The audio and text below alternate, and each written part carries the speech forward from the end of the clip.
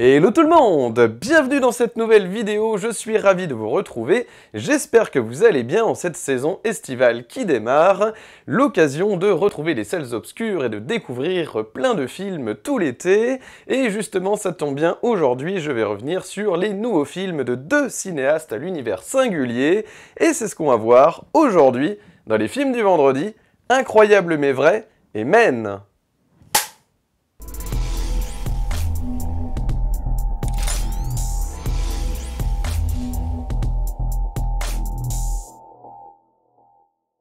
Salut à tous et bienvenue dans les films vendredi. Aujourd'hui j'ai le plaisir de revenir sur Incroyable mais vrai, la nouvelle farce décalée de Quentin Dupieux, ainsi que Men, le nouveau thriller d'Alex Garland. Et je commence tout de suite par Incroyable mais vrai, nouvelle comédie pour Quentin Dupieux, ce cinéaste clipesque qui nous avait marqué la rétine sur plusieurs films, notamment Rubber, Wrong Cops, Réalité, Au Poste, Le Dain, et son avant-dernier en date, Mandibule, que j'avais trouvé très poétique. Vous pouvez retrouver d'ailleurs ma critique sur ma chaîne, ainsi que pour Le Dain, j'avais également fait une vidéo sur Le Dain, donc n'hésitez pas à retrouver ces deux vidéos de films de Quentin Dupieux sur ma chaîne. Et aujourd'hui donc il s'agit de son nouveau Incroyable mais vrai, qui sort en même temps que la promo de son prochain film. Oui, vous voyez, il est très productif ce Quentin Dupieux, puisque au Festival de Cannes cette année, eh bien, le cinéaste nous a présenté en séance de minuit Fumer fait tousser, qui réunira donc tout le casting de ses précédents films, voilà, toutes les vedettes qu'on a pu voir, comme Alain Chabat, Anaïs de Moustier, Adèle Exarchopoulos, sur Mandibule, souvenez-vous, qui nous avait fait vraiment hurler de rire, qui était sortie de sa zone de confort en tant qu'actrice. Il y aura évidemment Benoît Poelvoorde également, et puis des nouveaux, des petits nouveaux dans l'univers de Quentin Dupieux, comme Vincent Lacoste ou Gilles Lelouch, voilà. Donc écoutez, impatient de découvrir aussi ce Fumer fait tousser qui n'a pas encore de date de sortie. Mais en attendant, donc, je reviens sur Incroyable mais vrai, l'histoire d'un couple qui va emménager dans une nouvelle maison. Ils achètent une maison et l'agent immobilier leur explique qu'il y a le clou de la visite, c'est évidemment donc ce conduit qui serait mystérieux, mais qui va changer leur vie d'après lui. Donc voilà, on n'en sait pas plus, évidemment, le but c'est pas de spoiler. Comme vous avez vu dans les bandes annonces, c'est très subtil, Dupieux a fait en sorte de ne rien révéler à la surprise du film. Alors écoutez, justement, je vous précise, il n'y aura évidemment aucun spoil sur cette vidéo. L'idée, c'est plutôt de faire ressortir un petit peu les thématiques qui sont évoquées dans le film.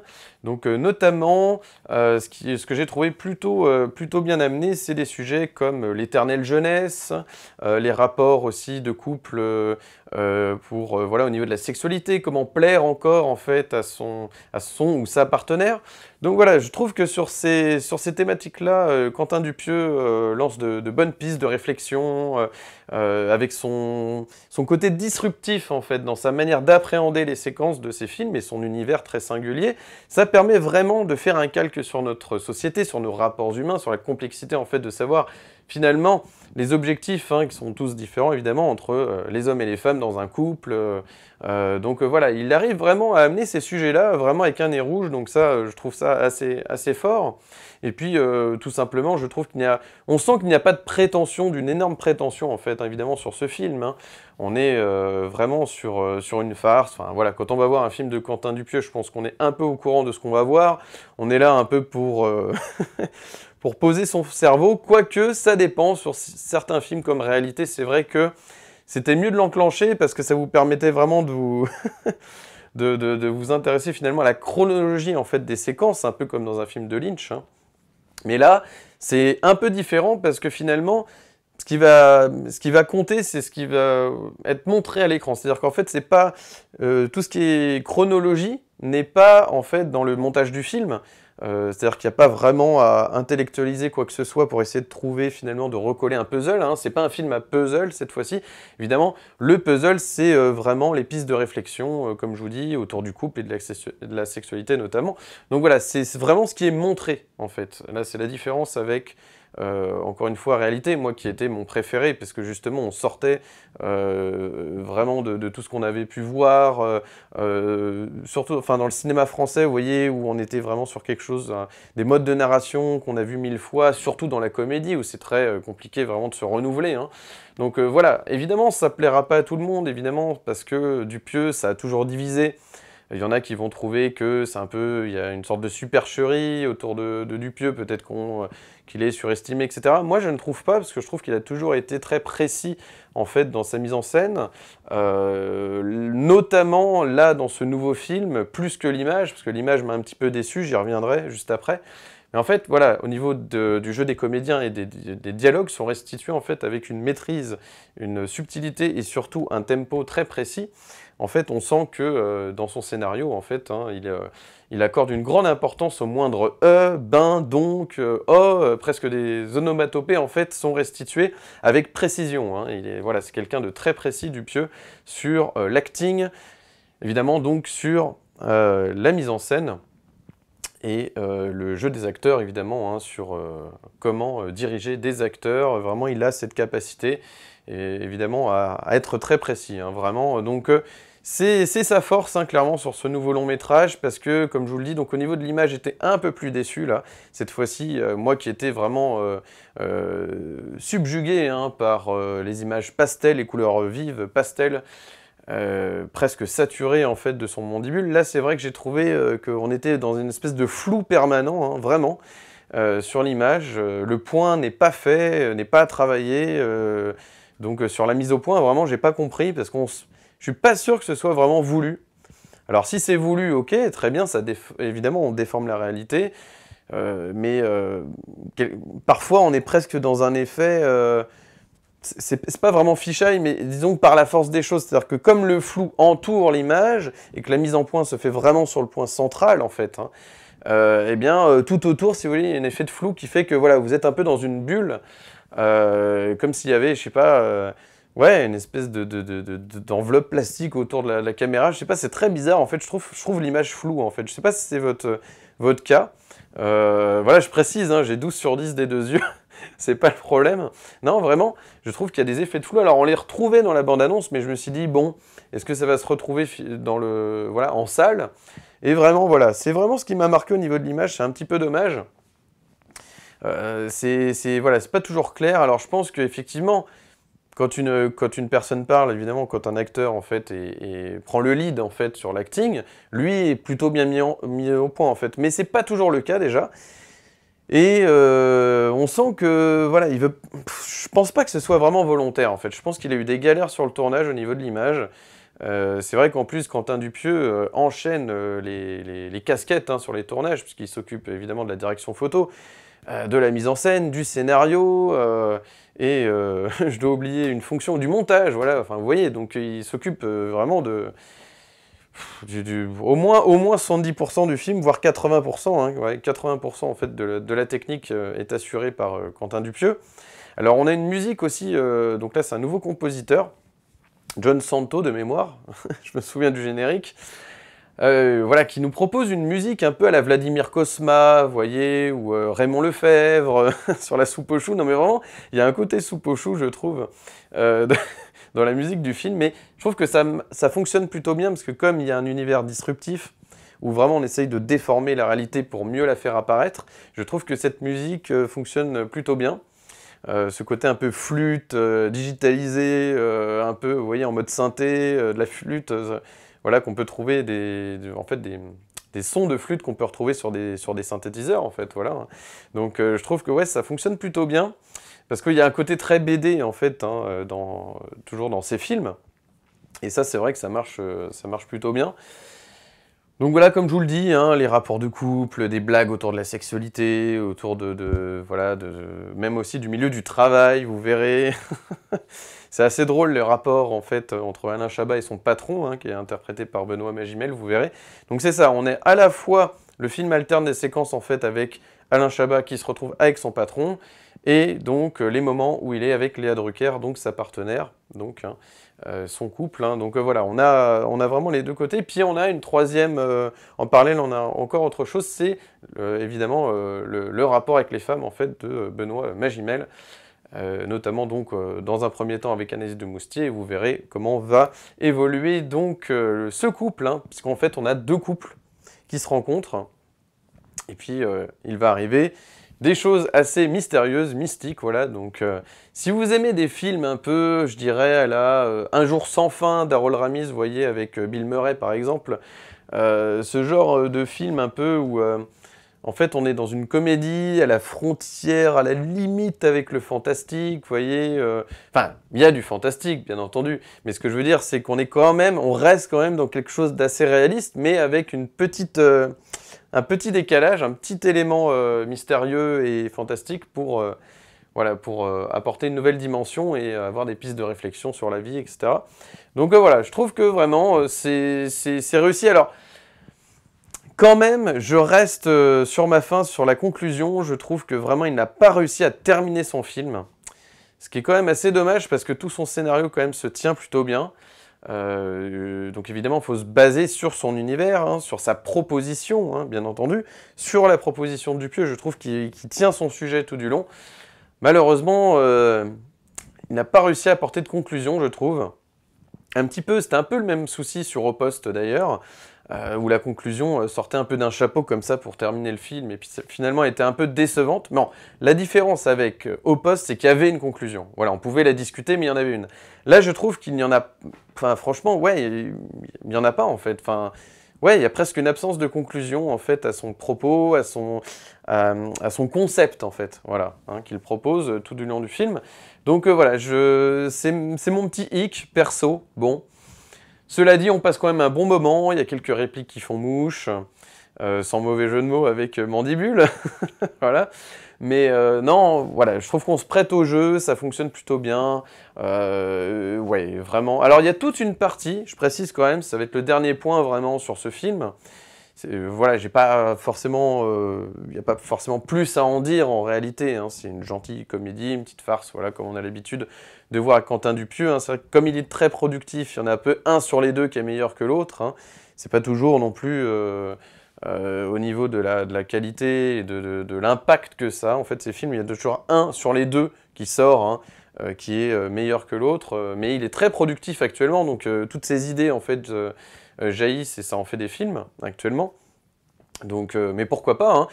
À chaque fois, c'est quand même pas scandaleux. Je veux dire, même s'il fait un film un peu plus mineur sur deux réalisations en même temps, ça reste quand même à chaque fois généreux, avec un minimum quand même comment dirais-je, oui, de génie ou de qualité pour vous tenir en haleine tout du long. Voilà.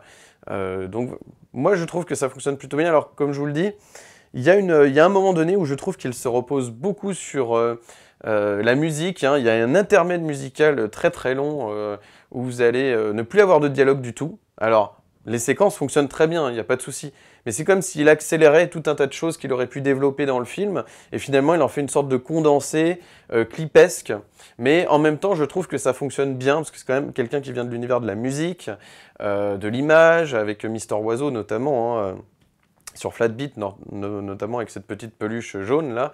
Voilà, il avait des images très très fortes, donc je trouve qu'il arrive dans cet intermède musical clipesque, vraiment, hein, c'est vraiment la music vidéo, hein. Voilà, sur la partie clip du film, il y a quand même des choses qui marchent très très bien visuellement. Et puis, bon, voilà, peut-être qu'elle est un petit peu longue, peut-être que voilà, il se repose un petit peu beaucoup là-dessus à un moment donné sur la musique, et ça lui permet de pas avoir à plus développer que ça finalement les séquences.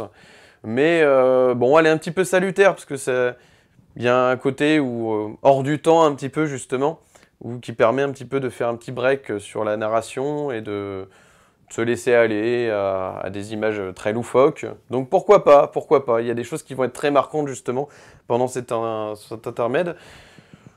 C'est valable, voilà. Je trouve il va rester quelque chose de l'expérience, clairement. Mais c'est dommage qu'il n'y ait pas plus d'images marquantes. C'est-à-dire qu'évidemment, ce fameux conduit, hein, qui va évidemment être le noyau central, hein, de cette histoire, eh bien, c'est vraiment l'élément visuel qui va vous rester, parce que encore une fois, je vous dis, c'est dommage qu'il n'y ait pas plus de recherche au niveau de l'image. Vraiment, vous voyez, c'était à deux doigts d'être... il n'y avait pas grand-chose hein, pour améliorer ce film, vraiment.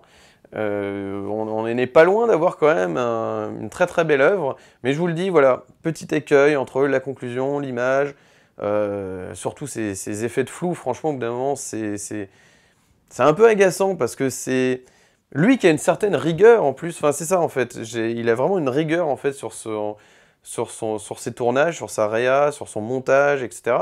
Donc vraiment la mise au point, à moins que ce soit fait exprès, hein, je ne dis pas, mais ça laisse le doute sur le spectateur. Hein. Vraiment, moi, en tout cas, quand je vois ce film, je me dis, est-ce que vraiment c'était maîtrisé, ou est-ce que c'est un peu le fruit du hasard, quand la mise au point se met sur un acteur et pas un autre, etc.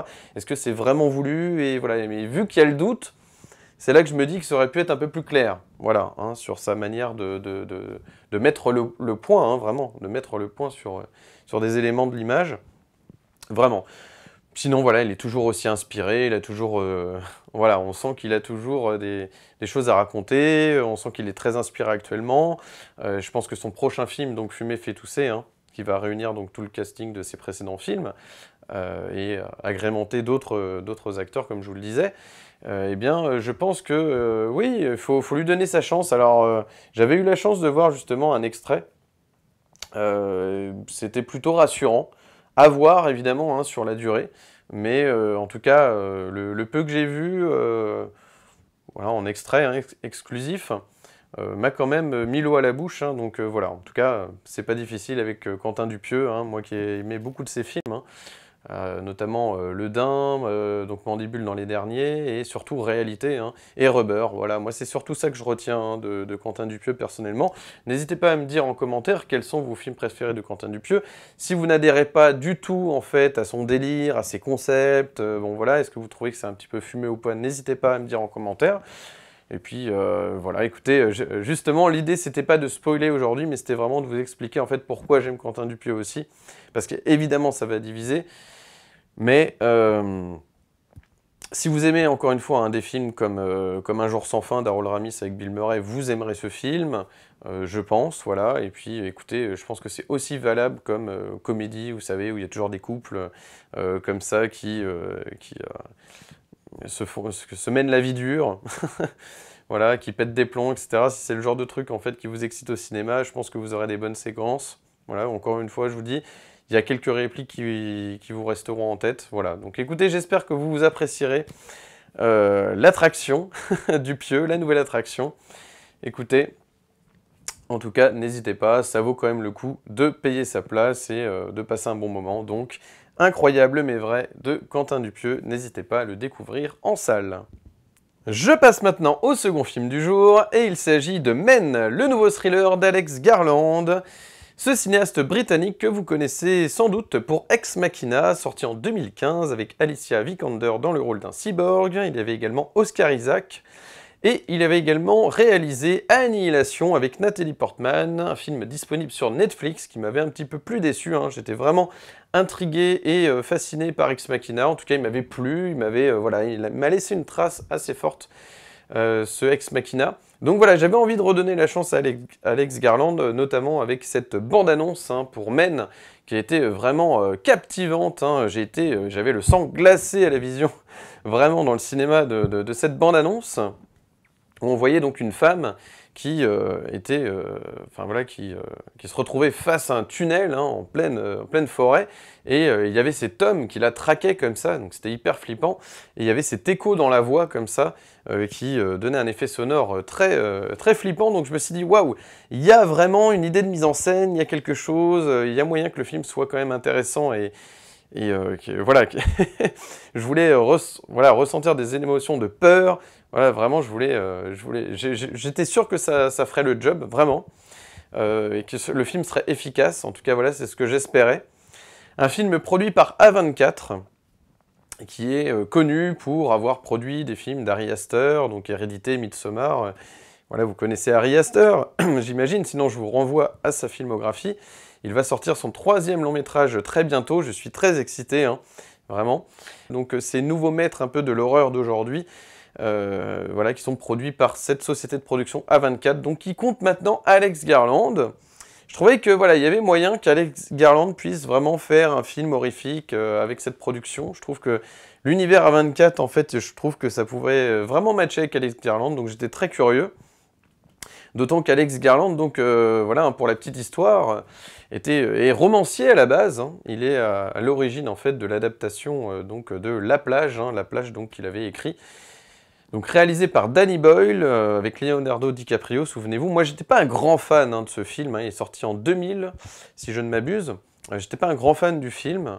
En revanche, j'étais plus intéressé par 28 semaines plus tard, dont il a écrit le scénario également, qui redéfinissait en fait le film de zombie, hein, et le zombie lui-même en l'occurrence, hein, parce que le zombie donc c'était un mort-vivant hein, dans les films de Romero.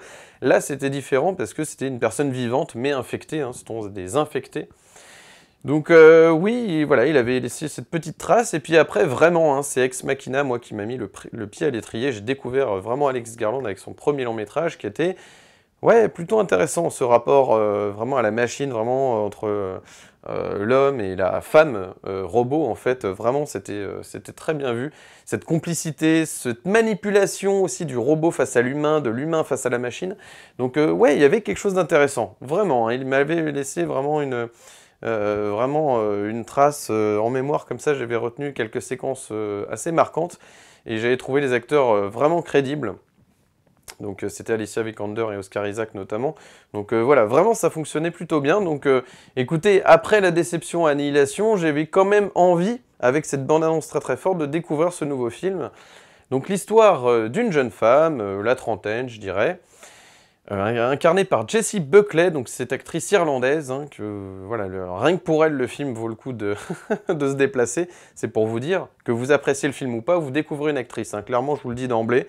Donc comme ça, au moins, vous êtes au courant. Le film vaut au moins le coup pour cette actrice incroyable, Jessie Buckley, donc, qui incarne cette femme, Harper, qui va, voilà, suite à un drame, hein, puisque en fait elle a perdu son mari, il s'est suicidé, hein, ils avaient l'habitude en fait, cet homme en fait était très violent envers sa femme, hein, envers Harper, et donc voilà, ça donnait lieu à des joutes verbales et physiques.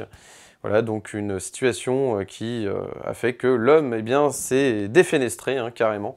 Donc c'est une histoire très tragique, hein.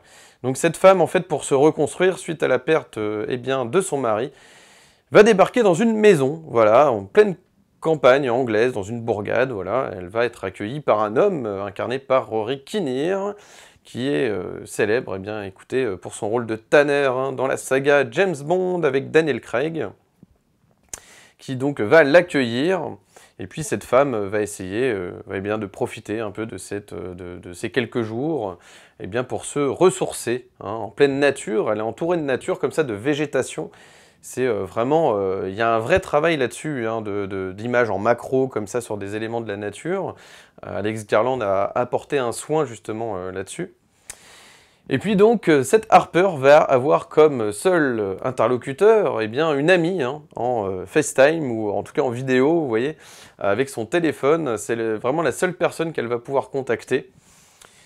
Mais voilà, après quelques sorties, elle va se sentir épiée, traquée, stalkée, hein, comme on dit. Et puis là, ça va vraiment être terrible, hein, parce qu'il y a un homme qui va la suivre constamment. Donc c'est assez terrible, hein, c'est assez flippant parce que ça vous rappelle en fait tous ces cauchemars qu'on peut faire vraiment, où on se sent persécuté, hein, vraiment. Donc ça c'est vraiment le sentiment de persécution, ça va vous rappeler tous ces cauchemars si vous en avez déjà fait. Voilà, vous vous sentez vraiment traqué, et ça, voilà. Donc c'est assez flippant. C'est assez bien amené là-dessus, et surtout, voilà, j'adore quand les films d'horreur comme ça ont cette dimension psychologique, vraiment. C'est un pur thriller psychologique où on va vous parler de, eh bien, de l'incapacité de se reconstruire face à une perte ou à une rupture. C'est vraiment, encore une fois, vous voyez l'unité qu'il y a dans cette vidéo aujourd'hui, c'est que ce soit chez Dupieux ou chez Garland, il y a cette capacité à utiliser le film de genre comme ça, un petit peu à le déstructurer, pour parler de sujets importants. Alors là, je dirais quand même qu'on a quand même eu l'habitude de ce mode de narration dans d'autres films d'horreur. Je ne vais pas dire non plus que ce film révolutionne le film d'épouvante ou du thriller. Ce serait mentir, évidemment que non. Cela dit, il est très efficace, voilà, c'est ce qu'on peut dire. Les images sont vraiment là pour le coup, il y a un vrai travail sur l'image, sur le son également, hein, vous verrez. Le son a vraiment aussi, c'est un acteur du film, hein, clairement. Et vraiment ce Rory Kinnear, qui est très crédible aussi, vous verrez. Hein. Il incarne plusieurs rôles, je n'en dis pas plus, mais quand même, grosse performance, incroyable d'arriver à jouer comme ça plusieurs rôles. C'est vraiment incroyable, d'autant que on se pose toujours la question, est-ce que c'est le même? Est-ce que, ouais, vous verrez en tant que spectateur, je ne spoile rien, mais c'est incroyable. Vraiment, il incarne plusieurs rôles et ça marche très très bien. Donc Harper va être épié par un homme, un homme nu en fait, hein, et c'est vraiment flippant, vous verrez. Donc vraiment, ouais, il y a beaucoup de séquences comme ça où en fait, on se demande si elle va être encore suivie ou pas, donc elle va essayer d'échapper à cet homme. La police va être un peu de mèche, on comprend pas trop quel est son rôle, pourquoi tout le monde est protégé, pourquoi cet homme est protégé. Donc voilà, donc ça va forcément lui rappeler, il y a des séquences de flashback en fait. Il y a des moments, en fait, elle va tellement en fait, devenir folle, en fait, ça va la rendre complètement dingue, et bien ça va lui rappeler en fait, sa relation toxique en fait, avec eh bien, son défunt mari. Donc c'est bien amené comme sujet, parce que ça veut dire qu'en fait, il y a ce côté où on peut imaginer aussi qu'il y ait certains moments où cette femme en fait s'imagine des choses. J'aime bien quand on peut extrapoler à la fin, à la sortie d'un film, en disant est-ce qu'il n'y a pas des éléments, en fait, des séquences qui sont un peu le fruit de son imagination parce qu'elle est très triste et qu'elle doit se reconstruire. Donc ça, j'aime bien quand on peut extrapoler. C'est un film qui laisse vraiment de l'ouverture hein, à l'esprit pour pouvoir justement eh bien, imaginer tout un tas de choses autour du film, notamment sur cette partie mystique. Il y a une partie qui est... ouais, qui fait vraiment... oui, on est dans le mysticisme, en fait, vraiment, à certains moments. Notamment quand elle rentre dans cette chapelle, vous verrez, il y a des éléments du décor qui vont peut-être...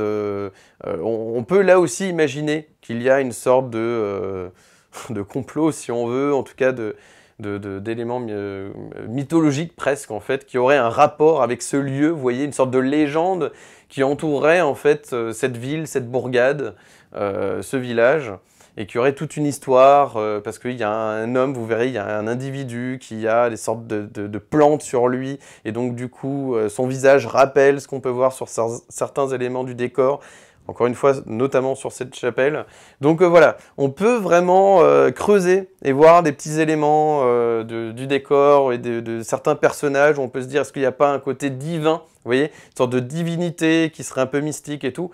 Donc voilà. Alors peut-être que le côté surnaturel du final va en dérouter certains. J'ai vu que les critiques voilà, étaient un petit peu divisées là-dessus, c'est-à-dire qu'en fait, ce qui est très réussi quand même dans une bonne partie du film, c'est justement ce côté très réaliste hein, de l'épouvante. Et on finit sur quelque chose qui est beaucoup plus dans le surnaturel.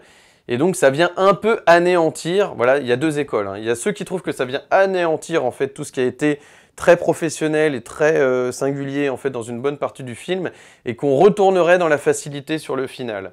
Moi, c'est justement ce que je déplore ce que j'ai déploré sur Last Night in Soho, vous voyez, qui est pourtant sublime, fascinant. Je trouve que la fin gâche tellement tout, vous voyez, donc parfois, voilà, on retombe tellement dans la facilité que ça anéantit tout le propos du film, en tout cas le propos qui était le propos initial en fait du film. Donc c'est un peu dommage. Voilà ce film d'Edgar Wright, hein, pourtant j'adore Edgar Wright, vous voyez, mais c'est un petit peu ça, c'est-à-dire qu'on reproche, en fait, certaines critiques en fait reprochent, amènent en fait, eh bien, son final qui retombe dans des facilités. Eh bien écoutez, moi je ne trouve pas vraiment parce que je trouve qu'en fait ça reste dans le sujet. À la différence en fait de Last Night in Soho, c'est qu'on reste en fait sur...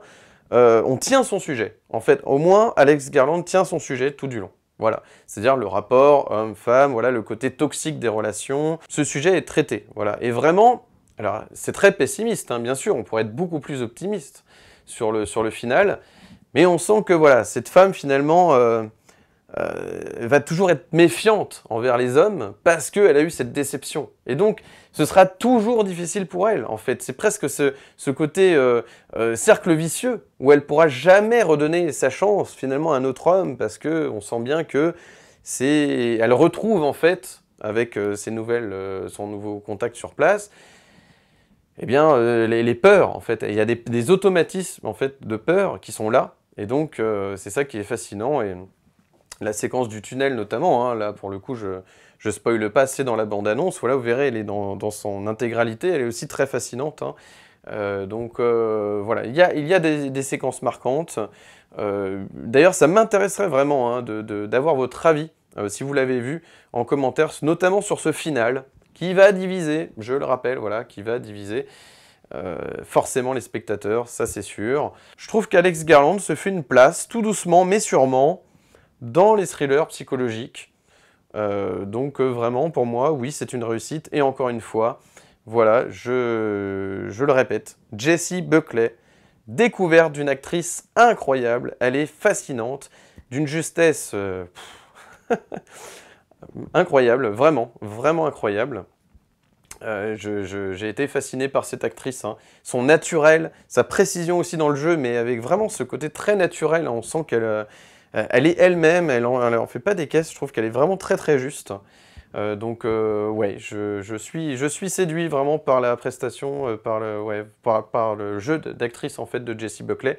Je trouve que la grande force d'Alex Garland dans son cinéma, c'est d'arriver à instaurer une ambiance. Et ce qui est déjà énorme pour un cinéaste, hein, d'arriver justement là, sur ce long métrage en l'occurrence, d'instaurer une ambiance glaçante pendant tout le film, avec ce côté mystique, hein, ce mysticisme tout du long qui est vraiment maintenu. Avec ce côté religieux, divinité presque, où on se pose des questions sur le mystère qui entoure ce village en même temps, voilà. Alors c'est présent dans le cinéma d'horreur depuis la nuit des temps, hein, depuis l'Exorciste, hein, par exemple. Hein. Vraiment, on l'a vu vraiment sur vraiment tout un pan en fait du cinéma d'horreur.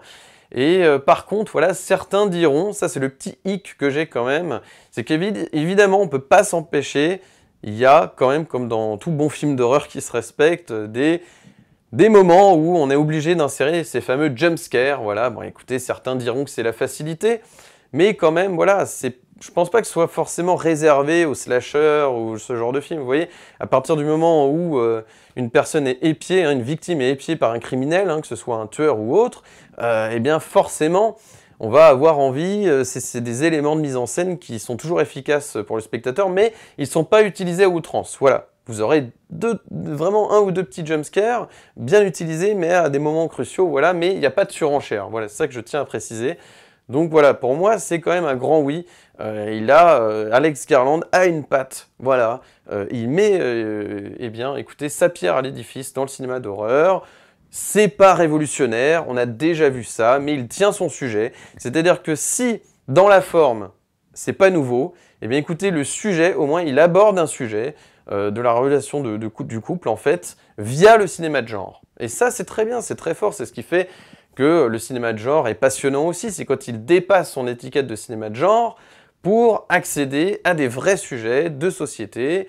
Et moi, encore une fois, c'est ce qui me passionne, c'est ce que je vous dis même pour Incroyable mais vrai, c'est quand on déforme en fait la réalité pour mieux la révéler. C'est vraiment pas... Parce que sinon, vous voyez, il y a certains cinéastes qui vont se reposer sur des séquences très réalistes, tout ça, et parfois ça marche, évidemment, mais c'est quand même plus intéressant en termes de cinéma quand on arrive à utiliser le genre pour le détourner, pour en faire jaillir, en fait, finalement, eh bien, les traits de notre société. Donc voilà, écoutez, c'est ce qu'arrive vraiment à faire Alex Garland. Donc évidemment, je précise, ce n'est pas un chef-d'œuvre, un bon thriller psychologique dans la moyenne, hein. Que ce soit le Dupieux ou le Garland, finalement, vous voyez, hein, le match n'est pas si serré que ça. Les deux sont dans la moyenne, en fait, dans leur genre respectif. Voilà, en gros, c'est ça. Donc je n'irai pas plus loin. Voilà, on n'est pas vraiment du niveau de Vivarium, hein, de Lorcan Finnegan. Hein. Vous savez, j'avais adoré ce film. Hein. Je l'ai d'ailleurs juste ici, hein, j'en profite, écoutez, c'est l'occasion. Voilà, hein, donc c'était ce Vivarium de Lorcan Finnegan, voilà. Et évidemment que ce genre de films, qui ont aussi un côté psychologique et un peu surnaturel, bien évidemment que ça, c'est 1000 fois plus au-dessus que Men, hein, évidemment. Mais écoutez, c'est quand même valable, donc je vous le recommande. Donc n'hésitez pas à voir ces deux films, donc Incroyable mais vrai de Quentin Dupieux et Men d'Alex Garland. Si vous avez aimé cette vidéo, n'hésitez pas à mettre un petit like, de vous abonner, d'activer la cloche pour ne manquer aucune de mes nouvelles vidéos et de me suivre sur Instagram, Steph_LFDV.